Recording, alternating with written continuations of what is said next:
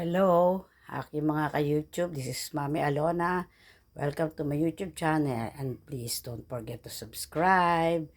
Eto guys, today, this morning, nakikrave ako sa sinigang na manok. So, yun, nagkumuha kami ng konting gulay sa aming little garden, side garden. Ayan nga yung okra. Freshly pick yan guys. Oh, look at that. Oh, pati yung kangkong na yan, tanim ko yan guys.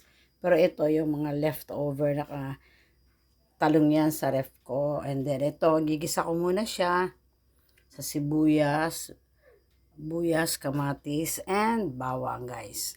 Ayan guys, yun. Actually, yung chicken na yan came from the breast na tinanggal ko kasi gumawa ako ng chicken tapa and chicken tocino. So that's why, yan guys, sabi ko para mapakinabangan, I'll better make it na masabawan. Actually, later, ito talaga ang gagawin ko. Ayan. That's ground pork at saka itong spring onions. Gagamitin ko yan guys sa paggawa ng siomai mamaya.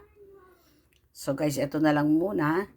So yung pag may mga leftover kayo guys, yung mga pinagtsapan nyo ng fillet, itabi nyo, sayang naman. So since na dalawa lang naman kami in the house, so ayan ang sabaw namin, and then later, siomai. Kasi guys, alam nyo ako, pag may mga natitira akong mga, kung anik-anik, I just put it in the fridge. Yun. Tapos sabi ko, then, for a while, nag-iisip ako ng mga pwede namin lutuin. So, later guys, kukunin ko na yung aking siomai wrapper. I don't know where I place it, somewhere here. Ito guys, oh. Yan guys. Ganyan ginagawa ko guys. Ito gagamitin ko. Actually, tinan mo sa rep po ang gulo. Kasi mahilig guys ako gumawa ng mga foods. And that is my forte. So, ito yung aking ginawang chicken tocino. At ito yung mga meats ko dyan. Ayan, ito yung mga ano rin ako. Tapa or ham. Ayan guys. Yan, ganyan ako. Kasi, alam mo, I'm a very practical mother na gusto ko lagi akong may nakatabi sa fridge para anytime din ako lumalabas. Kasi, for all you know guys, si Mami Alona ay senior citizen na. I'm already 68 years old and I cannot be able to go every time in the store to buy the things that I needed. Kaya nga yan guys, lahat ng mga kailangan ko ng gamit, andyan na sa aking maliit na lagayan. Yan. Siyempre guys, ayan. Sa aking, what they call in a classy way, pantry. Ayan guys, puno yan. I have the milk, I have the pickle relish. Ayan, may mga ano ng apo ko. This one, Pringles niya, I put it there. Nag-i-stack kasi ako guys, para sa aking little baby. And ito nga guys, yung aking coffee na iniinom namin. That's decaffeinated guys. I bought it at the SNR. Ayun guys. Ganun ginagawa ko. Kasi nowadays, di ba, the more na bumibili ka ng mga barya-barya, lalo ka napapamahal. So that's all my condiments. Ayan, mga condiments ko. Lahat ng kailangan ko when I'm cooking, it's already there, up there. As ayun yung aking mga lutuan, aking mga kasi nakaprepare na siya ng guys, tabi-tabi na yan. That's what I did every day. Kaya guys, eto siya, Ayan na ginagamit ko. Kasi magandang brand yung Marby, Becken na Men Marby. Kahit yung siomai wrapper nila, talagang napakalutong.